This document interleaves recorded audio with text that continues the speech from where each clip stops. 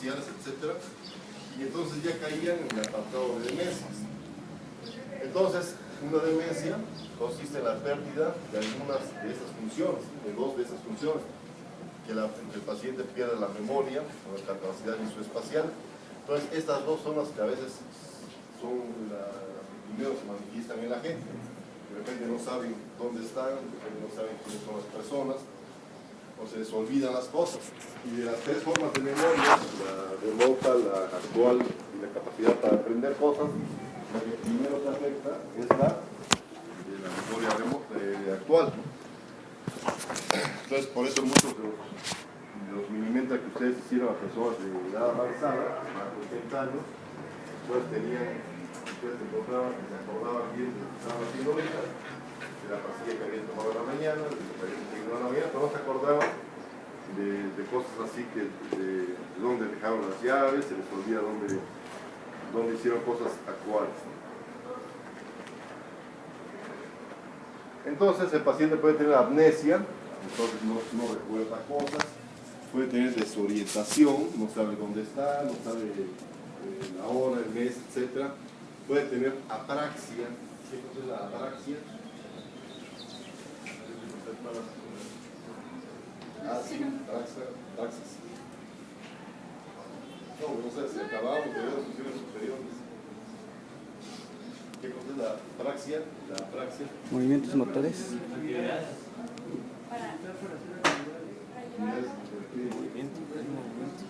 Movimiento. Secuencia.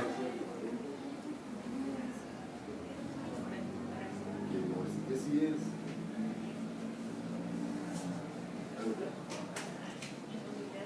¿Qué es la apraxia?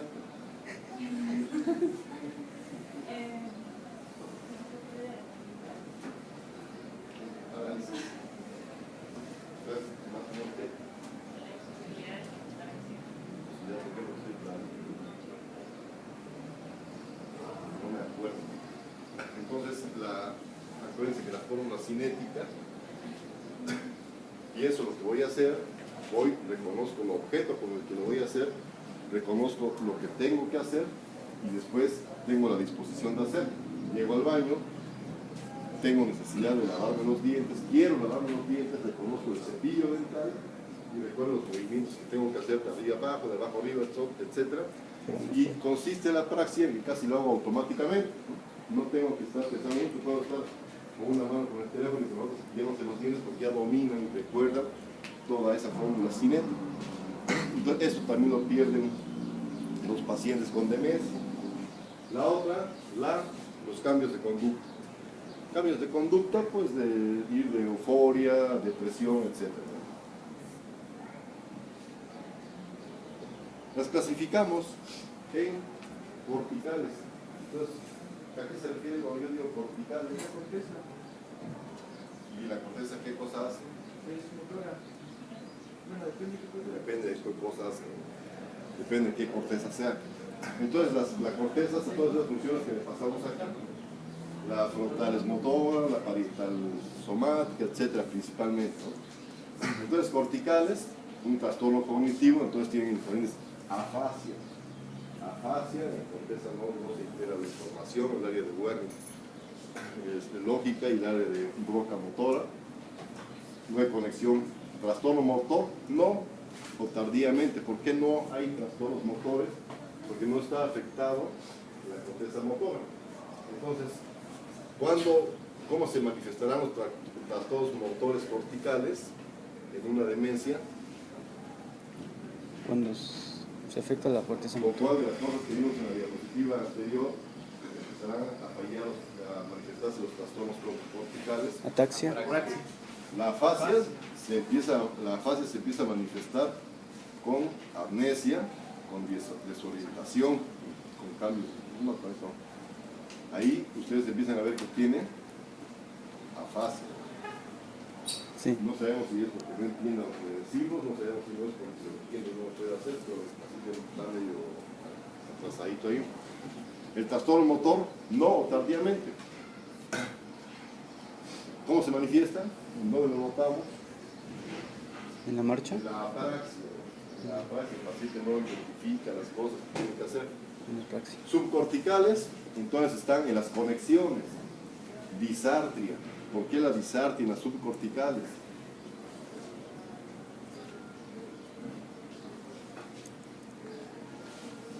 Caña, ¿por qué la disartria en las subcorticales? Abajo de la corteza, tallo cerebral, vías. Ahí están los núcleos. ¿Qué hacen los núcleos? ¿De qué pares? Hablan de los núcleos que tienen que ver con la articulación de las palabras, ¿no? Entonces, esos no están en la corteza, están en el tallo, entonces por eso son subcorticales. Está todos los motores presentes o antes de que se instale ese cuadro. ¿Por qué? Porque puede incluir los núcleos motores, la viabilidad. Este paciente de la demencia cortical está despreocupado porque como ni entiende, está afásico, no le importa, ¿no? Este que está subcortical sí está preocupado porque este sí entiende y no puede hablar, no puede emitir las palabras, sí las puede pensar y las quiere ejecutar, pero no las puede articular, ¿no? Y además tiene problemas motores.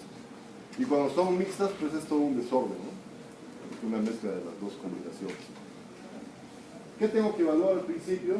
Para que yo evalúe a un paciente si tiene demencia o no, y no pueda primero mi mental test, por lo menos, tiene que estar despierto, tiene que estar en vigilia, tiene que tener atención para que me pueda contestar las preguntas del mini-mental.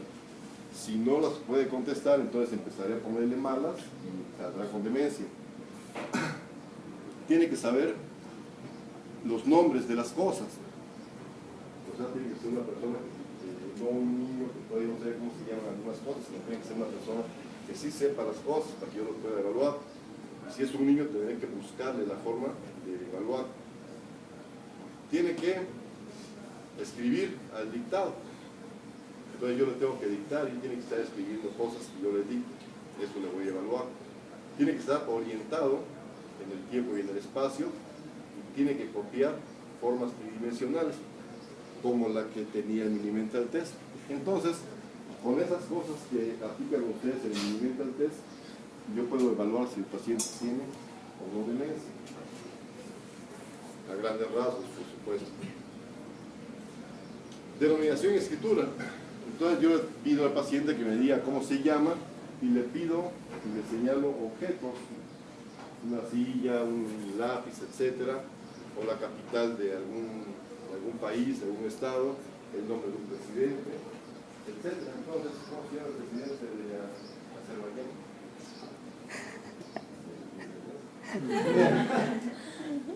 Bien, entonces, nombre de los presidentes, capitales, la capital de Noruega, la capital de Groenlandia,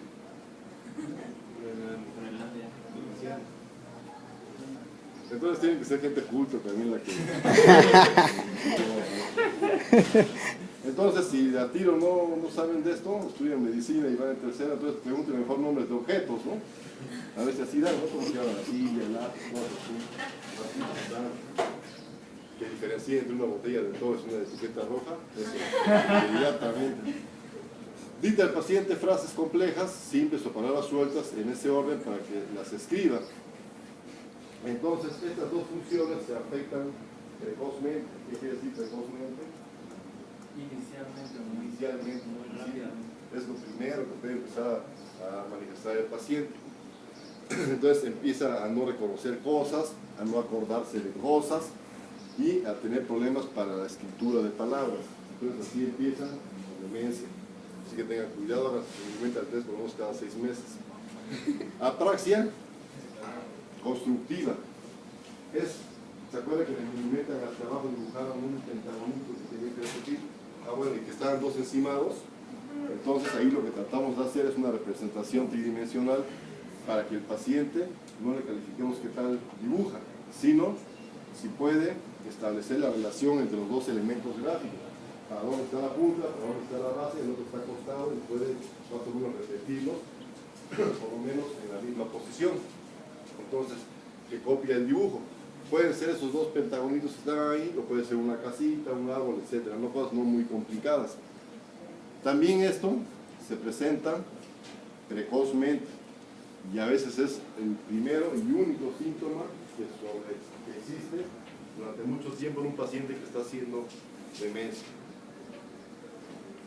Orientación, la fecha, el día de la semana, el mes, etcétera, todas las preguntas que hicimos al principio de Minimental, y esta función se afecta también de forma temprana.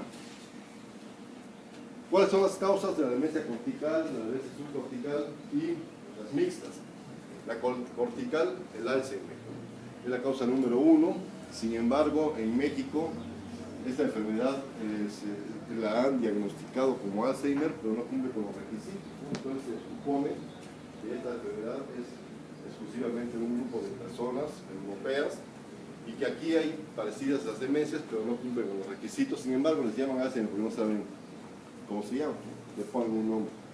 Entonces esta es una causa cortical, degeneración, la corteza, atrofia de la corteza cerebral. Subcorticales, ¿no? De las vías, entonces tenemos las extrapiramidales, como el mal de Parkinson, la hidrocefalia, causas tóxicas y metabólicas, depresión. Y cuando son mixtas, una de las más comunes es la cerebrovascular, ¿no? Sobre todo de las vacilares, y causas infecciosas. Entonces todas estas causas ocasionan demencia, y el síndrome demencial es irreversible, puede ser progresivo, cualquiera de esas, puede ser controlable. Y el segundo síndrome que tenemos acá es el confusional agudo. Entonces aquí el paciente está como demente tantito, por alguna causa, porque se cayó, se pegó, tiene un tumor, un traumatismo en el cerebro, y de repente, cuando se compone, pues ya puede volver casi a estar en la normalidad. Entonces es un trastorno cognitivo de inicio brusco, debido a una enfermedad, a un trauma, que generalmente se le da tratamiento y revierte. Entonces este sí es reversible y tiene características diferentes. Ese se puede presentar en jóvenes, la demencia casi no es degenerativa, es más de gente anciana, lo cual no quiere decir que a la gente joven también le pueda pasar. Cuando le pasa a la gente joven, lo más probable es que sea algo vascular. ¿Cómo conocemos también esta demencia confusional aguda? Como psicosis tóxica, el delirium, insuficiencia cerebral aguda, confusión aguda. Le echan la culpa a varias cosas, ¿no? Para no detectar el conflicto del paciente. Características: no atiende, entonces es un paciente que no se puede hablar con él porque no pone atención, no percibe lo que le estamos diciendo, no percibe el entorno y tiene psicomotricidad, anda como loquito de un lado para otro, no puede sentarse en paz. Entonces, si ustedes ven aquí en el pasillo, van a encontrar muchos casos semejantes que por lo menos la atención y la percepción sí no la tienen, aunque ellos más bien van con pasividad, no están sentados, nada más. Entonces no empatan en las características. Atención, si ustedes se ponen a hablar con un paciente que tiene confusión aguda, entonces le preguntan algo y no va a dar la respuesta completa. Va a empezar a contestar y se va a ir a otro tema.